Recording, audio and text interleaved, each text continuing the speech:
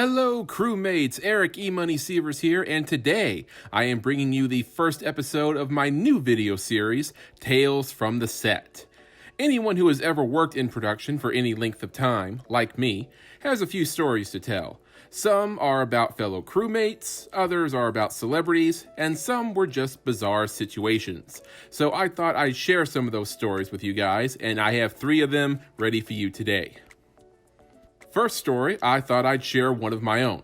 So a few years ago, I was hired as a production assistant for a low-budget made-for-TV movie. For those that don't know, production assistants are the unsung heroes of the production world. They are the gophers on any production. They are the ones getting the coffee, driving the vehicles, and doing all those little jobs that help a production run smoothly. In my not-so-unbiased opinion, they are the most indispensable and most underpaid crew members on any production. Now, on with the story. On day 1, the production office told me that the first thing I do every morning is pass out sides to everyone. For the uninitiated, sides are the parts of the script that production plans on filming that day. So on that first day, I go around the set, which that day was a large house that the production had rented, passing out sides to anyone that needed them. As I'm walking down the hallway, one of the actors walks past me. "Hey, do you need sides?" "Yeah, I'll take one, thanks." After I hand him the sides, I turn to move on, when all of a sudden this other PA is standing in front of me. We'll call her Set Karen.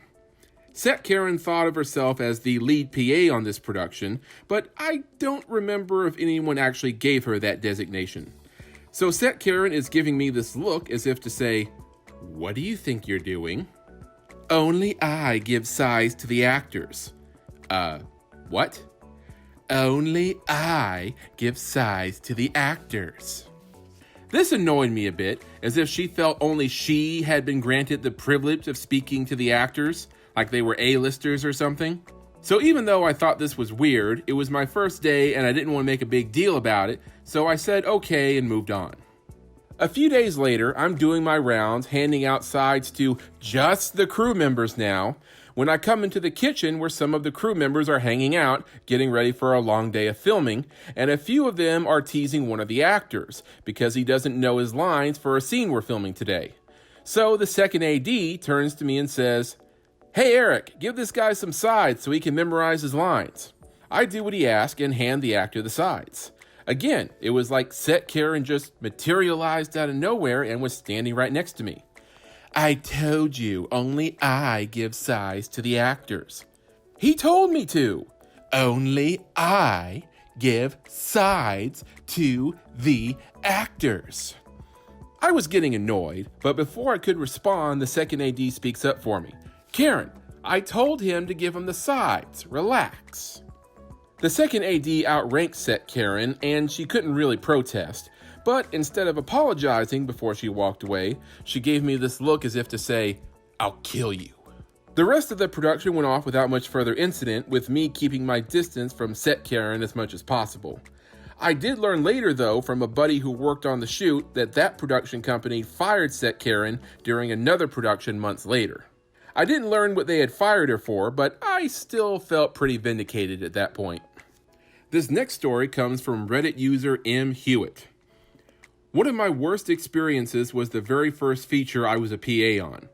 It was a pretty low-budget feature, but the producers managed to get a few notable actors. One actor in particular was involved in a scene where he needed to fall out of the door and land on a mattress. The director just wasn't feeling it and kept asking them for more takes. And on the last one, he ran straight into the door frame, missed the mattress, and tumbled to the ground. He completely lost it and went on an emotional tear about how directors can't be so demanding of their talent. I don't think anyone talked for at least 2 hours after that. So awkward. So just based on what M. Hewitt wrote here, if the director wasn't feeling it, I think they should have been more specific about what they wanted the actor to do differently. I've worked on sets that involve both big and small stunts, and in most cases, everyone wants to do as few takes of them as possible, not just for time and budget's sake, but also for the safety of everyone involved. This last story comes from Reddit user Girl-Life. So I was producing on my country's version of a well-known international reality franchise.